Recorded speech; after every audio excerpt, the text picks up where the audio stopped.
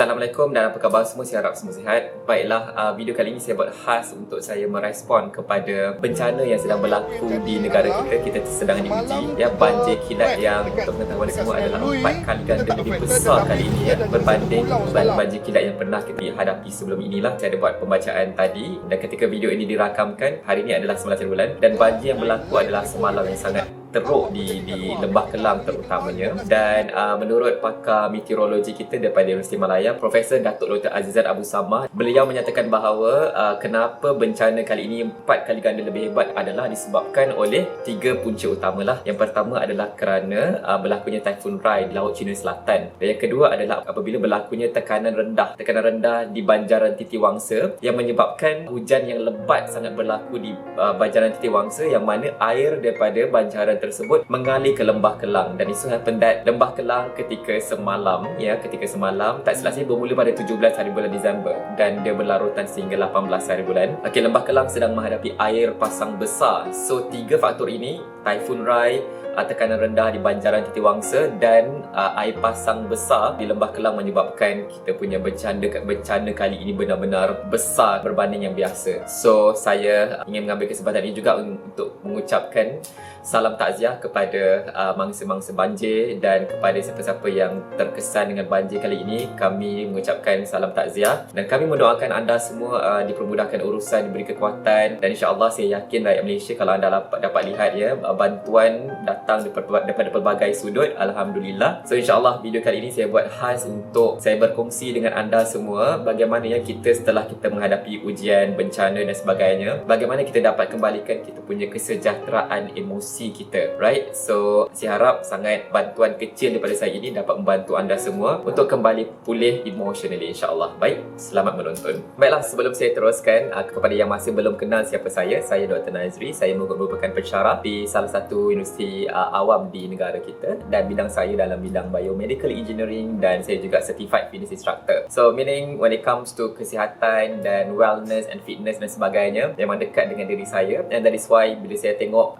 video, saya tengok TV, saya tengok social media, ramai saudara mara kita, rakyat Malaysia terkesan dengan bencana kali ini, saya rasa saya bertanggungjawablah untuk saya berkongsi sedikit sebanyak tentang beberapa tips untuk kita kembalikan kita punya kesejahteraan emosi kita terutamanya ya. Baik, dalam video kali ini saya berkongsi 7 langkah yang kita boleh lakukan untuk kita kembalikan kita punya kesejahteraan emosi. Baik, langkah yang pertama adalah give yourself time to adjust. Ini penting ya, kerana banjir berlaku dalam sekelip mata. Yang kedua adalah apabila kita sedang terkejutkan sekarang, so it is important for us to beri masa untuk diri kita adjust kita punya emosi, especially right. Kalau kita rushing sangat, nanti kita takut kita stres. Bila kita stres, dia akan lagi merosakkan lagi keadaan lah.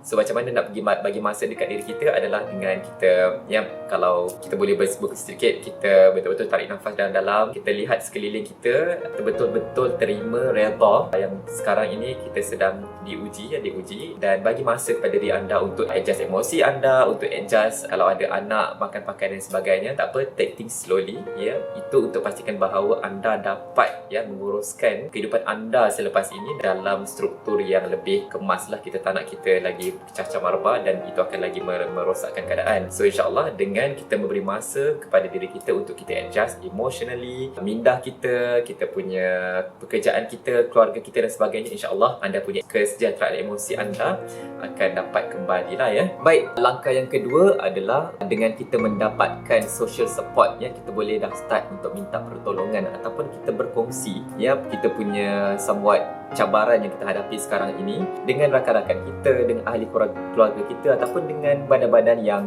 ada memberi platform untuk kita melepaskan perasaan kurang senang dalam diri kita, dalam emosi kita. Itu sangat penting ya, social support.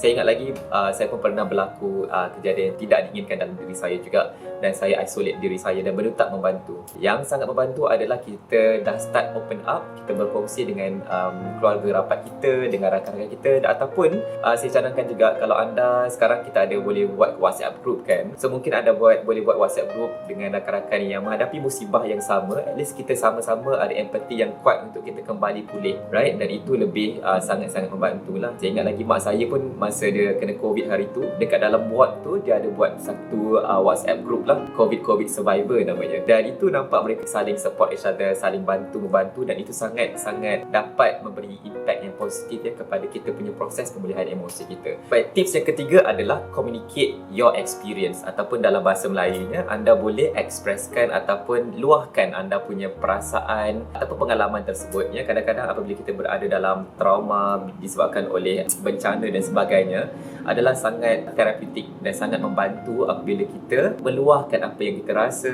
Kadang-kadang bila kita cakap tu, kita punya mindfulness itu akan wujud. Kita akan sedar bahawa ini adalah realiti yang kita sedang hadapi sekarang ini, dan the next thing adalah untuk kita mencari penyelesaian lah. So kita boleh bercerita dengan communicate anda punya pengalaman ini menghadapi bencana ini dengan, tak kisahlah sekarang kita ada social media kan. Kalau anda nak buat dekat TikTok ke dekat Instagram dan sebagainya, boleh luahkan apa-apa medium yang anda rasa anda boleh guna pakai untuk anda communicate anda punya feelings. Dan Alhamdulillah rakyat Malaysia saya tengok sangat berduyun-duyun bantuan datang, support, doa dan sebagainya dalam bentuk social media dan sebagainya. Dan dengan adanya respon yang positif daripada masyarakat di luar sana, netizen itu akan sedikit sebanyak membantu anda untuk mendapatkan kembali anda punya kesejahteraan emosi. So berkongsi dan berkomunikate lah anda punya pengalaman itu dengan orang lain ya.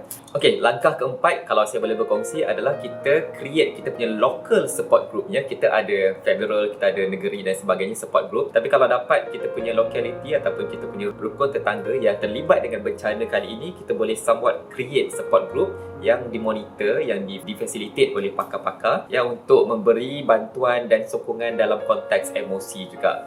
Ya, ini penting ya, kerana apabila kita ada support group yang macam ini, memang kita tahu bahawa kita bukan seorang yang sedang diuji sebegini. Kita ada rakan kita, dan Alhamdulillah ya, bila kita ada yang macam ini, kita punya semangat kebersamaan itu membantu kita untuk pulih kembali, mendapatkan kembali kita punya kesejahteraan emosi itulah. Baik, langkah yang kelima adalah kita kena dah start engage ya, mengamalkan gaya hidup yang sihat. Ini memang saya tahu mencabar. Nak kita sedang kehilangan tempat tinggal sebagai contoh, makan pakai kita tak ke mana dan sebagainya, tapi tak apa ya. Beri masa kepada diri anda, sebagai contoh seminggu 2 minggu, selepas anda dah somewhat settle benda-benda yang very basic itu, anda dah boleh start, okay, now is the time for me to look after kita punya tidur, kita makan kita balance ya, kita makan cukup protein, cukup karbohidrat, kurang minyak, kurang gula. Anda dah boleh start buat exercise balik, kerana ini membantu anda untuk mendapatkan hormon-hormon kebahagiaan ya. Saya ada kongsi satu video berkenaan dengan happiness hormone. Kita ada dopamine, oxytocin, serotonin dan endorfin. 4 hormon ini insya-Allah sekiranya ada dalam diri anda, dapat kembalikan anda punya kesejahteraan emosi itulah. Antara apa yang kita lakukan adalah, kalau saya boleh kongsi sedikit sebagai contoh, oxytocin itu ya, love hormone itu, apabila anda berkongsi anda punya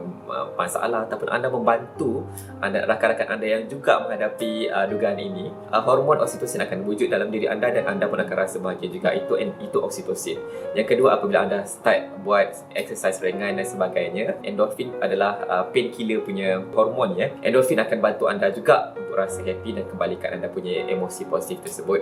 So jaga anda punya 4 hormon kebahagiaan ini, jaga makan pakai, cukup tidur, cukup air, cukup exercise dan sebagainya. InsyaAllah anda punya emosi itu dapat dikembalikan dalam masa yang terbaik, dalam masa yang tepat. Okay. Baik, yang ketujuh, yang terakhir adalah elakkan membuat keputusan yang besar tentang kehidupan anda.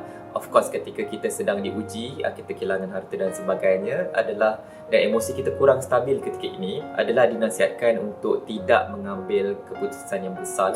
Sebagai contoh melibatkan pekerjaan, melibatkan hubungan kita dan sebagainya. Cuba sehabis baik untuk kita tidak mengambil keputusan yang besar ketika kita sedalam emosi yang kurang stabil. Ya, kita settlekan benda-benda yang very basic terlebih dahulu ya. Kita punya makan pakai kita punya tempat tinggal dan sebagainya. Utamakan yang itu sebelum kita ada satu kapasiti yang tepat untuk kita buat decision yang besar. Dan ini apabila anda tahu this is not the right timing for you to make decision, insya-Allah akan memudahkan lagi proses untuk anda kembali pulih anda punya emosi lah. Baik tuan-tuan dan puan-puan, apabila anda dah start rasa anda dah cuba 7 langkah ini, but still anda punya fobia, anda punya physical still ada rasa makin teruk dan makin teruk, emosi anda pun makin teruk, saya cadangkan anda please dapatkan nasihat pakar, pakar psikologi kita. Saya ada letak link di bawah ini untuk anda dapatkan betul-betul nasihat pakar, dan mereka insya-Allah dapat membantu anda dalam konteks psikologi, dalam konteks kaunseling dan mungkin juga ubat-ubatan sekiranya perlu. Dan jangan risau ya tentang anda takut nak pergi jumpa doktor ya, kerana ini adalah satu amalan di negara maju ya. Kalau kita sebelum ni kita hanya sakit fizikal baru kita nak jumpa doktor.